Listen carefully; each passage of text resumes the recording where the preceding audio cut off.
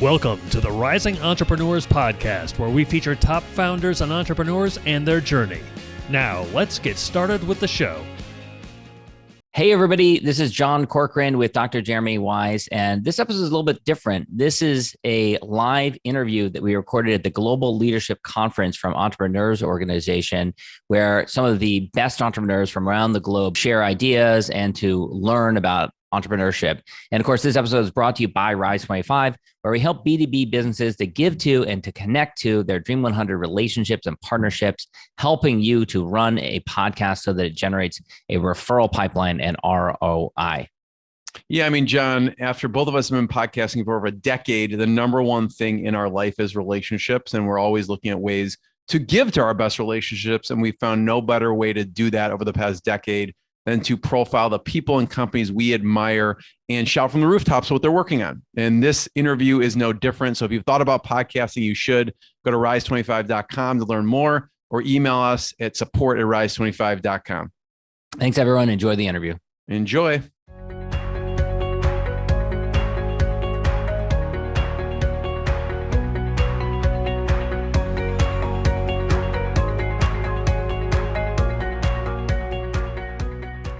My name is Michael Su, and who am I?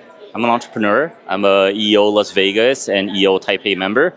And what we do is we have a couple companies around financial literacy, teaching entrepreneurs about money and how to manage them. A major hurdle that I have experienced during my time, there's too many to count.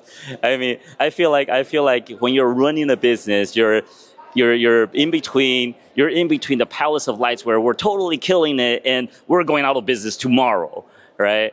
And I'm trying to think of one. I think I can talk about the most embarrassing moment, okay? The most embarrassing moment for me was when I took my eyes off of my financials and I ran out of money, and that is embarrassing because that's literally my profession. It's like the plumber's house always leaks, right?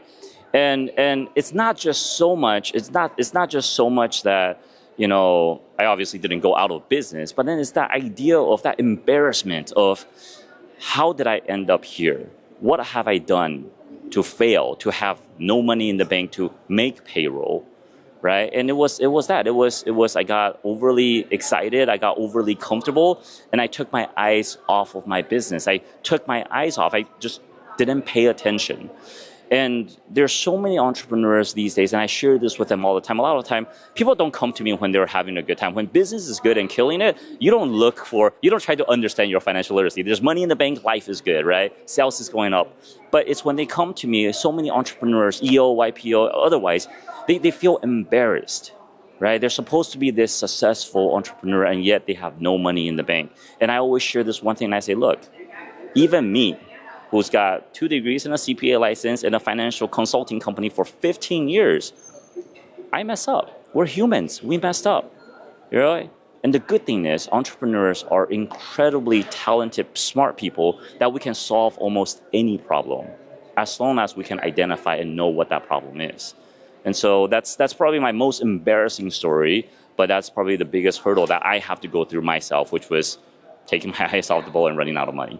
When you have to sit at the conference lobby where you just did a keynote presentation about financial literacy to ask your forum mate to float you for your next payroll, it's pretty humbling, right? And the good thing is I have EO. That's always my strongest support group for 15 years, and I have forum mates who came through for me, and the rest is easy. Like I said, this is what I do. Back to the problem, right? I know exactly what I got to do. I know what I did to get here, and I know what I need to do to get out of this hole, which was to pay attention. So I rehired my team, right? And then we just started from daily cash flow statements, and then into weekly, into monthly, just everything that we already know that we should be doing. And you just climb out of that hole. My favorite resources that I think other entrepreneurs should check out, man. I think that's a tough question. My favorite resource as an entrepreneur is EO. It's the EO network, the global network. It doesn't matter if it's your local forum, it doesn't matter if it's a bridge forum or a regional event or GLC global event. I think other entrepreneurs have always been my best resources. And not just for business, it could be for personal, it could be for relationship. I think EO, we talk a lot about that. And you have this, right? In EO, we call it intimacy, right? You get with somebody and you get past all the BS and you just share, vulnerable, real. And there are so many experience shares from other people, from other countries, from other industries, from other, anything that you can apply into your industry, into your business, that you would just totally kick ass. And that's why I have friends from all around the world. Something that is normal for a marketing agency in Europe, when applied to an accounting company in America, could be a game changer. You can find me online, and most of my handle is at W Michael Su. The Michael, spelled Michael, and then Su is HSU. And you can find me everywhere, mostly on Instagram, some YouTube, and talking about financial literacy. So that's where you'll find me.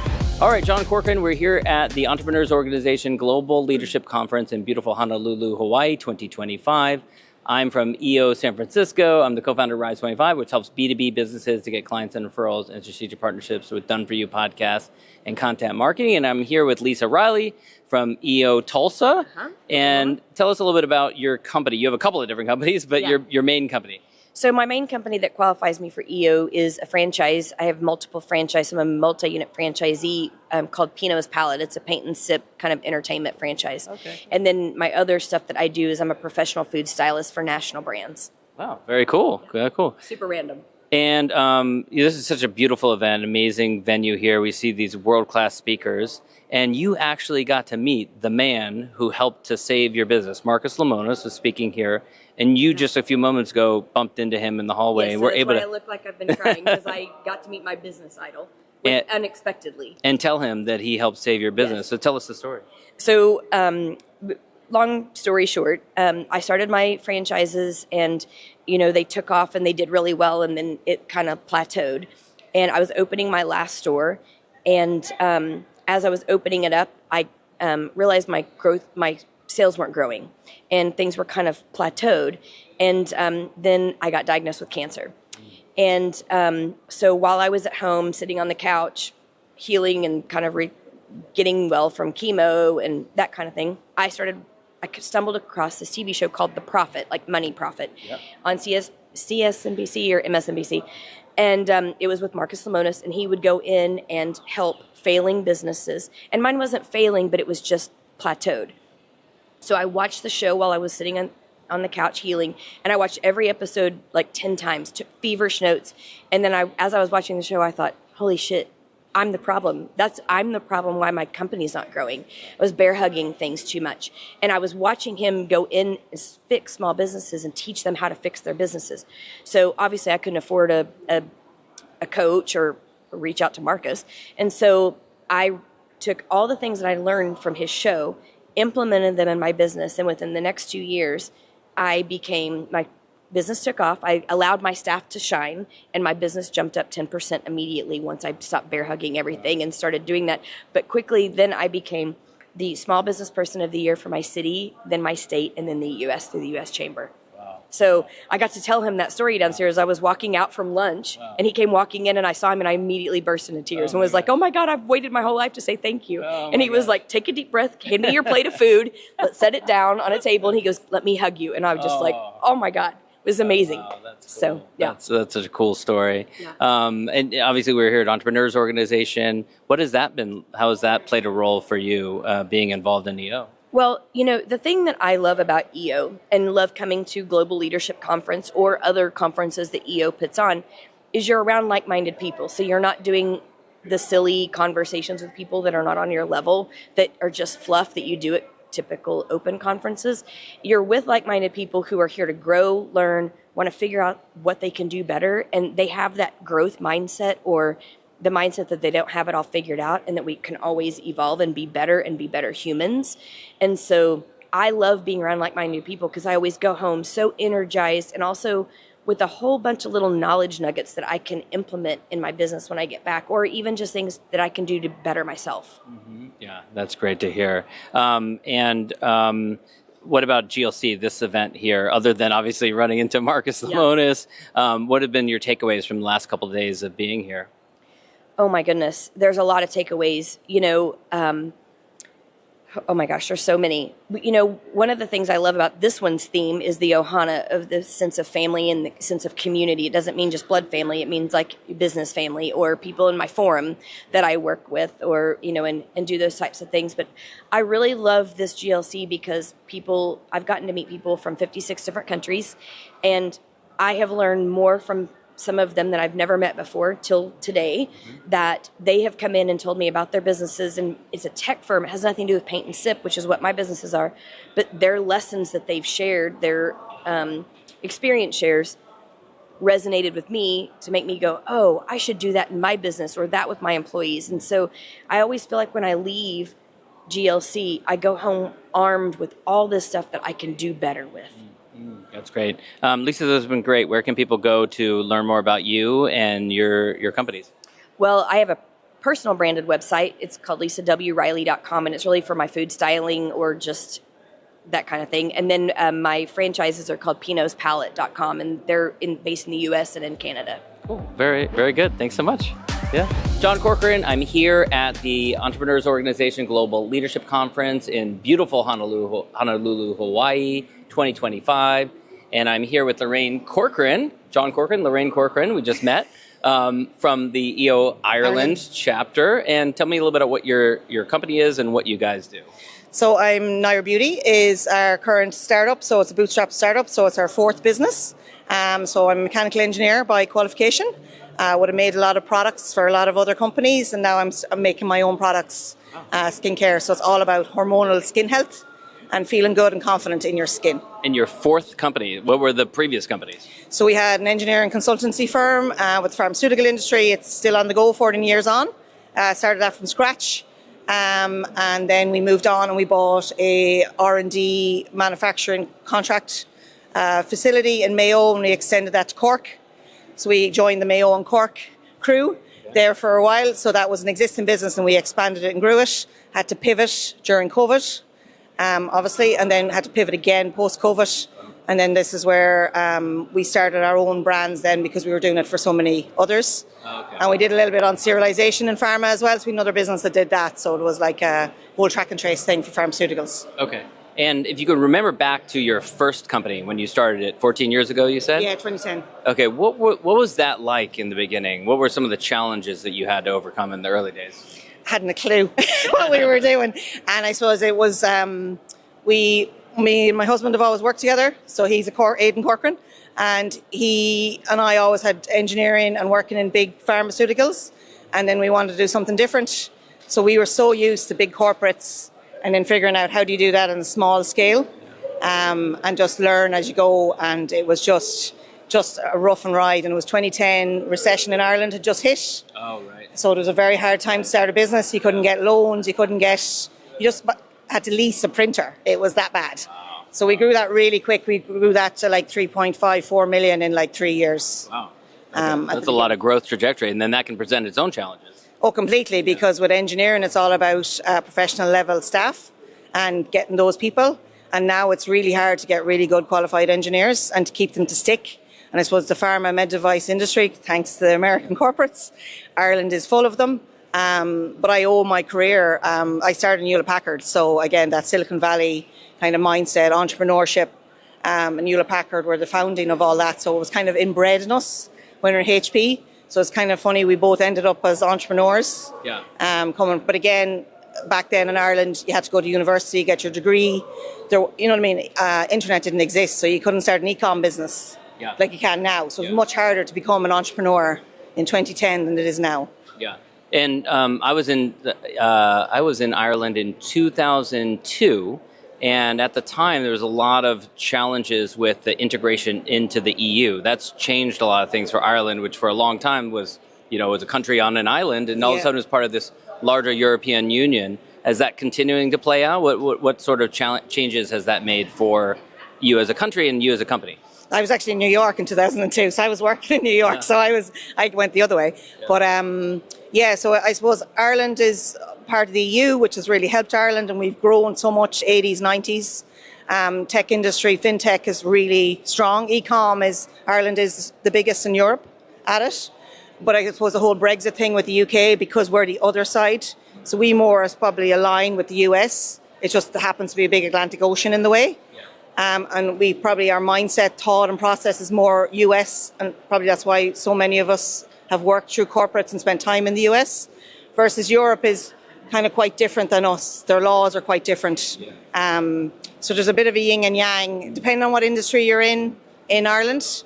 It's pro, but again, you know, current political stuff that's going on. Yeah, you better watch out. It seems like we're adding more territories. Don't watch what you wish for, right? Indeed, Become part of the United States. Yes. Any other big challenges, like you mentioned, like COVID, for example? What was that like going through COVID for your company?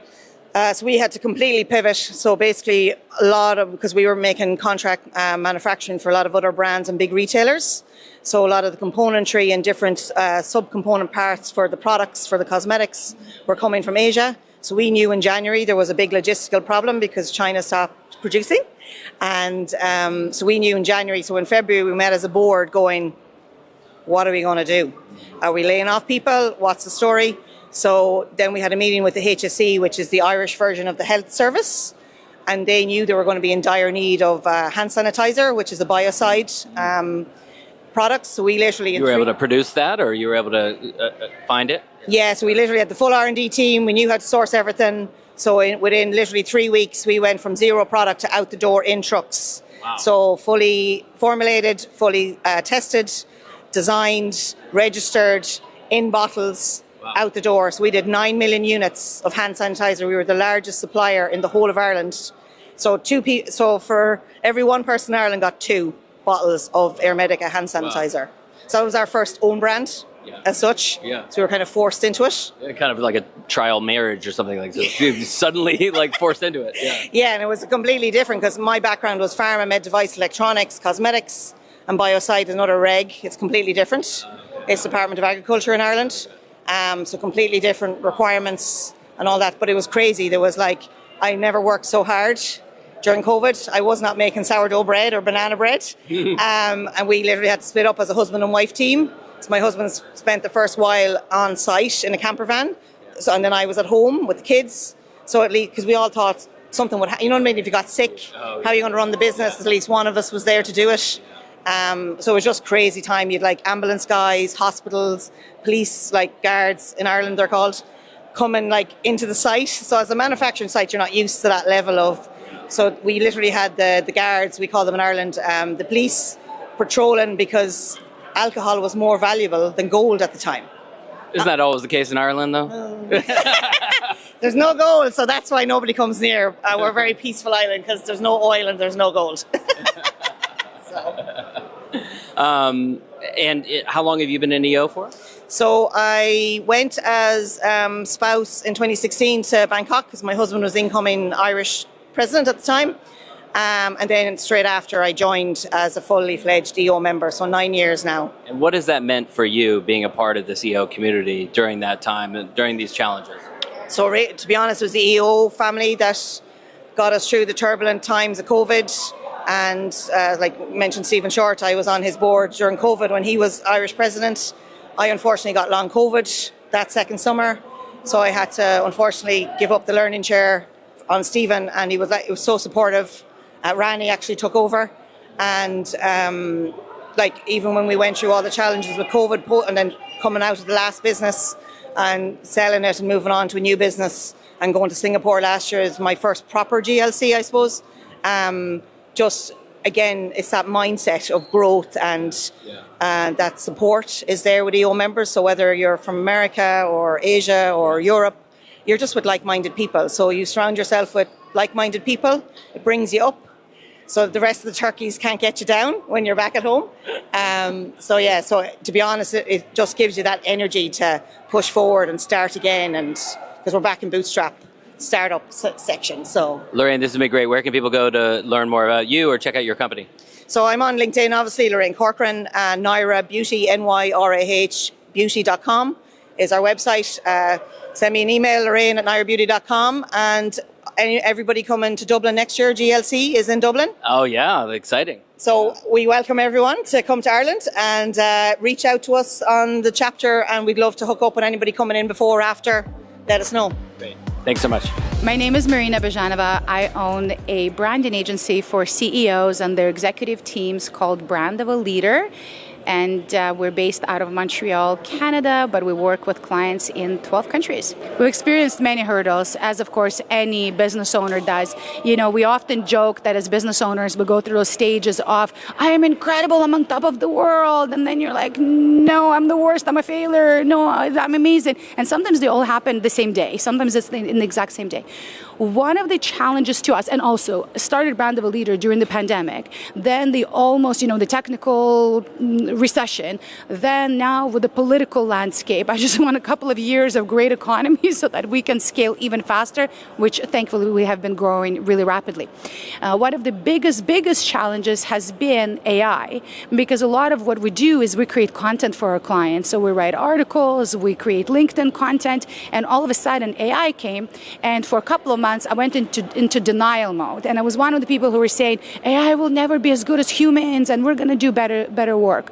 And then when I came out of denial, I said, how can we leverage those tools? They're not going to go away. And yes, some of the tools are not as great as humans yet, but it's going in that direction. So instead of, essentially overnight, we got a competitor who was not as good as us, but getting better, and it was free or $20 a month. So that's a challenge. That's not a competitor you want to get. And so instead, we completely embraced AI. That meant a lot of restructuring within my organization. That meant letting go of 7 people, which for an organization of 24 is substantial. That meant hiring completely different type of talent, and also really embracing the AI mindset within the company versus just integrating some tools. And at one point, we brought in a fractional AI consultant, and then we realized, no, we don't need a consultant. We need to continuously inspire our team members to each embrace AI, the AI mindset for their individual, area in which they operate and function.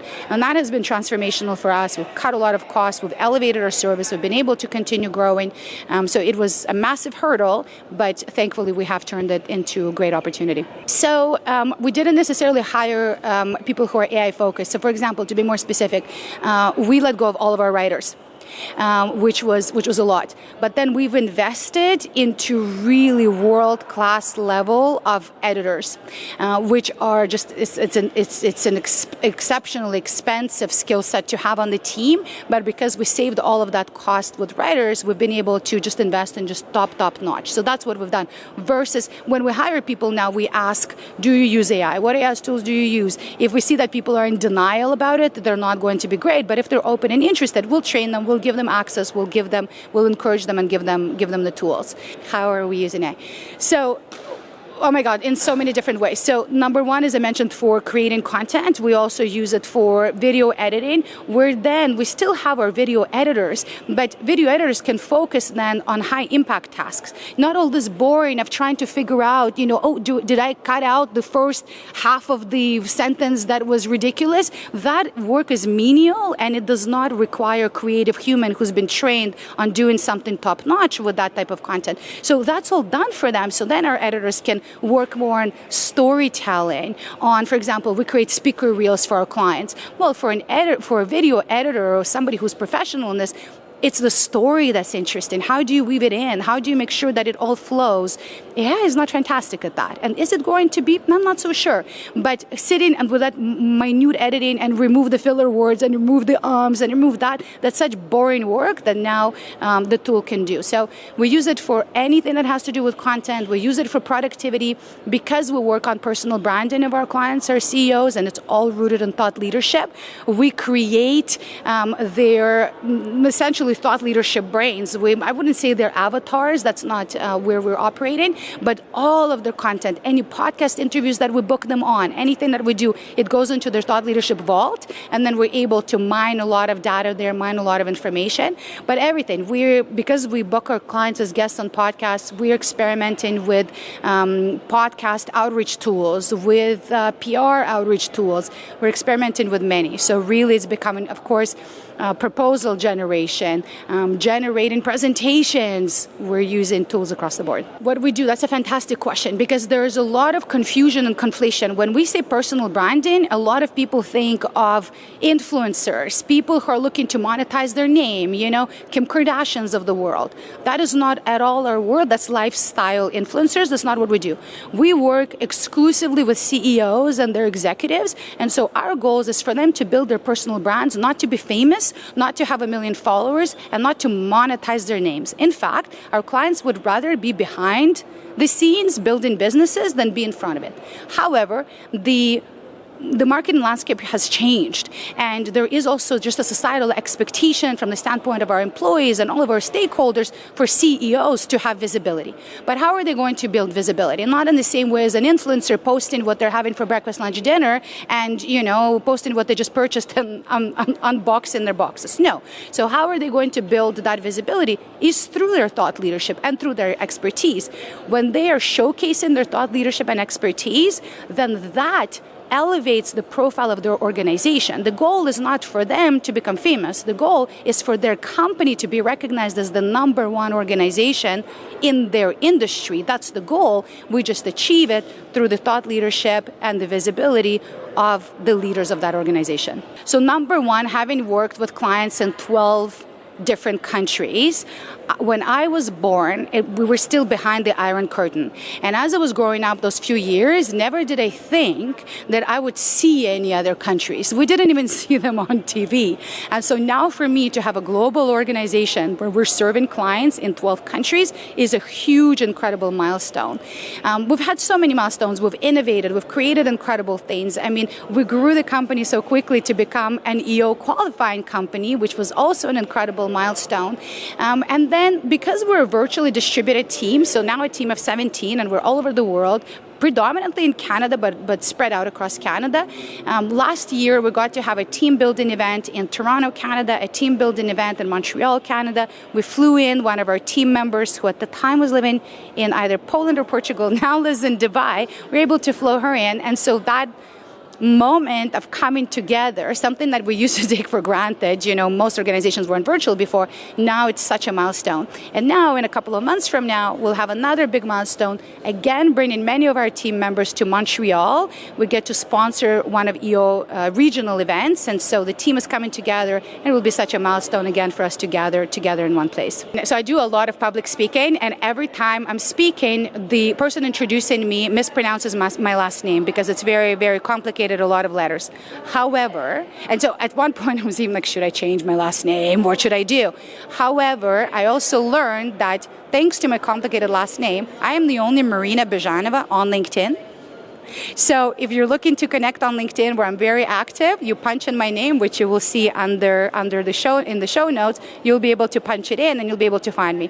The name of my company is Brand of a Leader. And so brandofaleader.com, you can find me there as well. Thanks for listening to the Rising Entrepreneurs Podcast. This episode is powered by Rise 25. Please subscribe and check out future episodes.